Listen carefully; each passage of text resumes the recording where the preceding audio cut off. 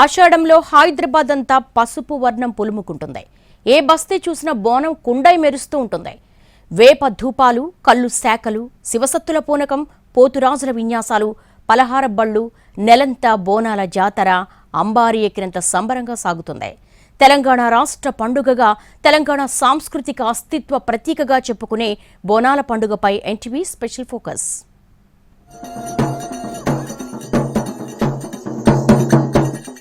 ఆషాఢమాసం వచ్చిందంటే చాలు భాగ్యనగరంలో ఏ గల్లీ చూసినా పసుపు ఆరబోసినట్టే ఉంటుంది. ఏ బస్తీ చూసినా కుంకుమల మెరుస్తూ ఉంటుంది. ఏ ఇల్లు చూసినా వేప ధూపాలతో కళకళలాడుతూ ఉంటుంది. తీన్మార్ దరువులు హోరెత్తుతుంటాయి. శివసత్తుల పూనకం చూసిన వాళ్లకు కూడా పూనుతుంటుంది. పోతురాజుల వీరంగం ఒళ్ళు గగ్గురు పొడిచేలా ఉంటుంది.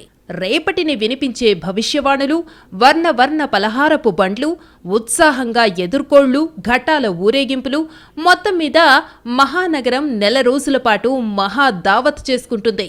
భాగ్యనగరంలో జూలై 7 నుంచే బోనాల జాతర ప్రారంభమైంది. ఏటా ఆషాఢమాసంలో మొదటి గురువారం లేదంటే ఆదివారం నుంచి బోనాల జాతర మొదలవుతుంది. ఈ ఏడాది అమావాస్య శుక్రవారం రావడంతో ఆదివారం నుంచి బోనాలు ప్రారంభమయ్యాయి. ఆగస్టు 4 వరకు భాగ్యనగరంలో పండుగ కొనసాగుతుంది.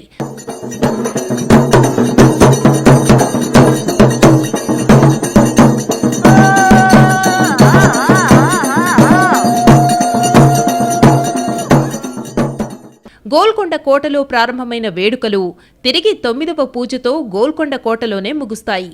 రెండో బోనం బల్కంపేట ఎల్లమ్మకు సమర్పిస్తారు. మూడో బోనం లష్కర్ బోనం అంటే సికింద్రాబాద్లోని ఉజ్జయిని మహంకాళి అమ్మవారికి చెల్లిస్తారు.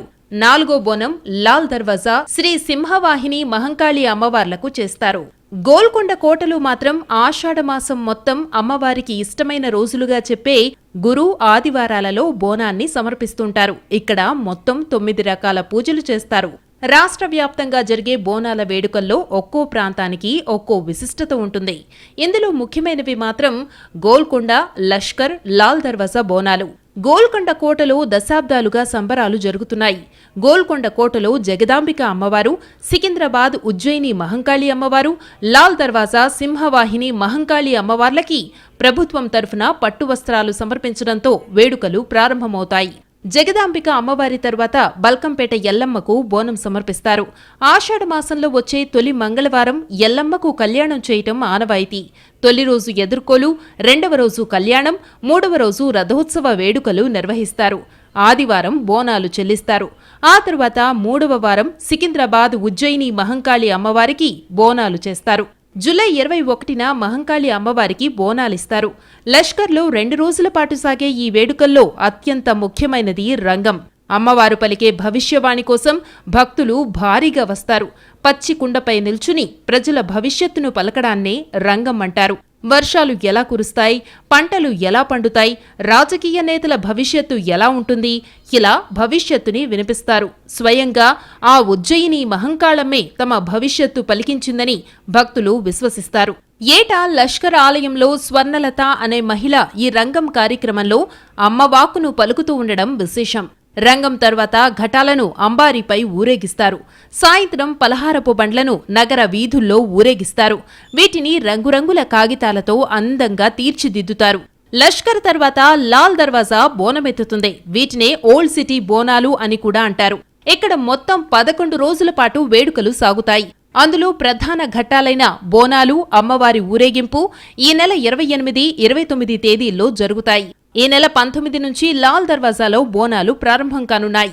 19న ధ్వజారోహణ, శిఖర పూజ, కలశస్థాపన ఉంటుంది. 28న బోనమెత్తుతారు. రెండవ రోజు పోతురాజుల స్వాగతం, రంగం కార్యక్రమాలు ఉంటాయి. లాల్ దర్వాజా వేడుకల్లో అత్యంత ముఖ్యమైనది అమ్మవారి ఊరేగింపే.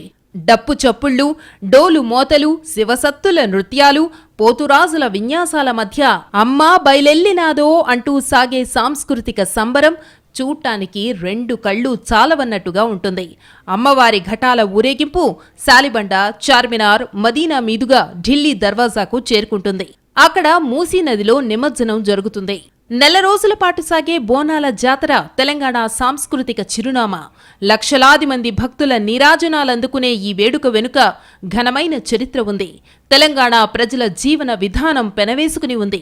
అంటు వ్యాధుల నుంచి, క్రిమికీటకాల నుంచి కాపాడుకునే శాస్త్రీయ విధానం నిగూఢంగా దాగి ఉంది. తెలంగాణ సాంస్కృతిక అస్తిత్వ వైభోగాన్ని విజయవంతంగా ముందు తరాలకు అందించే ఈ మహత్తర వేడుకను అంగరంగ వైభవంగా జరిపేందుకు ప్రభుత్వ యంత్రాంగం సిద్ధమైంది.